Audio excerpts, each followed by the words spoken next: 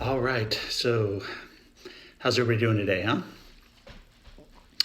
So, I want to talk today. I want to begin. I don't know how long this series is going to go, and I do want to get back to my series on understanding meditation, introduction to meditation. But I want to talk a little bit about something that I refer to quite often, which is this evolution of consciousness that humanity is kind of poised and prepared, moving faster and faster towards.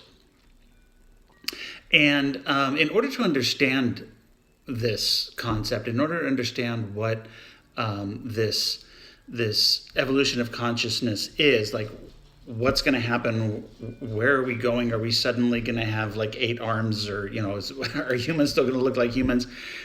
We have to go back in time to the last evolution of consciousness, which is when we became conscious. Nothing really has happened. We've become more and more conscious, more and more aware, more and more self-aware, and more people have opened up to this process of being self-aware than thousands of years ago. But there was a point in time when humanity, even though we were living in communities, even though we were, establishing a communication, oral communication mostly, we had language, that we weren't yet conscious. And there's a book that I'm reading by Julian Jaynes, called The Origin of Consciousness and the Breakdown of the Bicameral Mind, which sounds like a lot, but it's extremely interesting stuff. And he talks about how his philosophy is that the brain at one point in time was actually bicameral, meaning it had two separate, I guess, what would you call it, branches, right? Kind of in our government, we have the judicial, we have the legislative, and the executive branches. Well, the mind had 2 separate branches. Left hemisphere was what the individuals identified as their self, or as their being. And then the right hemisphere was what was attributed to those things that were outside of them, right? We hadn't reached the point where we understood that the thoughts, the silent words that we hear, and the fact that we could hear these thoughts in other people's voices, we didn't understand that was just the process of the mind. We thought that at that time, and it really wasn't that we thought, because we didn't think at the level that we think now, but it was understood, or it was believed that these were voices of other people speaking to us. And if you compare a lot of the schizophrenic patients today to what Julian Jaynes talks about in his book, you can see some similarities about how it seems like that voice is really there. It's not, there's a difference between understanding that it's our own thoughts or our own voice that we're hearing, our own mind. Like when we get up in the morning and we're brushing our teeth or whatever, and we're running through the day, and our mind is giving us like all of these things that we don't really need to know at that point in time. It's telling us that we're, gosh, you're overweight, buddy. you need to exercise more. You're not good enough at your job. Why are you going to interview for this new position? You don't even, you're not even qualified for the one you have. These types of things, right? The mind just goes on and just like dumps crap on us, that if somebody outside of our own head were to say these things to us, we would smack them. But yet our own mind can say these things to us, and we don't seem to have a problem listening to it over and over and over and over and over, day after day. By the way, real quick secret: the more you meditate, the less that voice in your mind speaks. It's just one of the benefits. So just throwing that out there. But anyway, so we attributed this voice, this inner thought, right, to gods.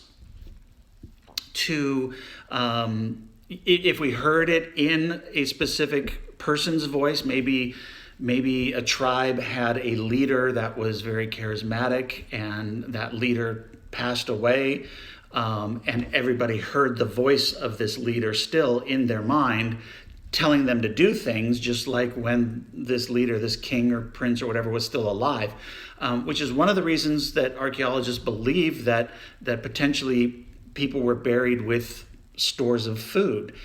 They could still hear the voice of this individual in their head, so it felt to them like they were still alive somewhere, right? So in this situation, and there's some scientific information in the book that helps to qualify or to quantify this a little bit more in depth.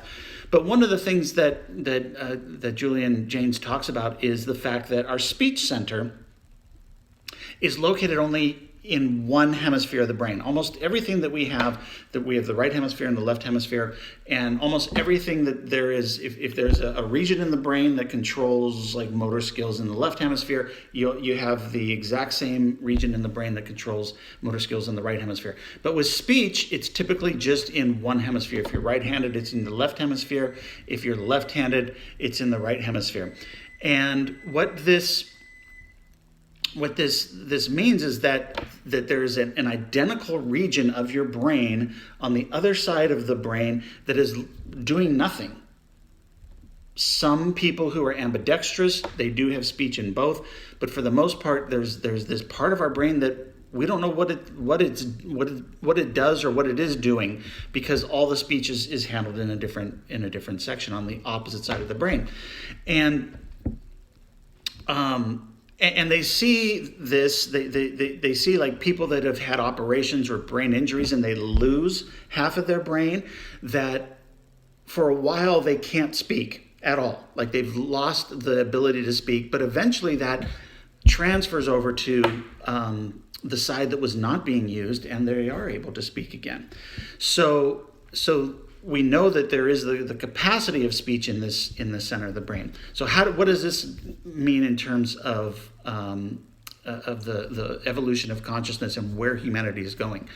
Well, again, we need to understand that we weren't always as conscious as we are now. We were more behavioralistic, like we operated off of patterns, or we operated off of behaviors, or recognized cultural imagery, much like, for example, if a group of gorillas, they all follow the silverback gorilla, right? The largest of the silverbacks.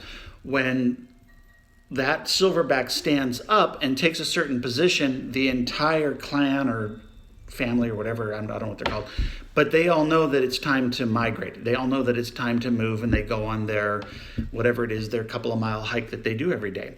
So there's that kind of unspoken language that we as humans had at one point in time. We weren't always communicating like we do now with audible and written language and all of that stuff. It was much more on visual clues or visual cues and that type of thing. So if there was a point in time when we weren't as conscious as we are now, then we can see that there is the potentiality of having an evolution of consciousness and becoming more conscious than we currently are. What does that mean? Like, where are we now? Where are we going? What is going to happen when this evolution of consciousness occurs? That's all conjecture, for the most part. We're kind of guessing. But I'm going to share my thoughts in this series. I'm going to share, and like I said, I don't know how many episodes long this series will be, and I do want to get back to the introduction to meditation and the benefits of meditation, and because that all ties into this evolution of consciousness. The more we meditate, the more we become consciously aware of ourselves. The more we become self-aware, the faster this evolution of consciousness will reach humanity. So, talk to you soon.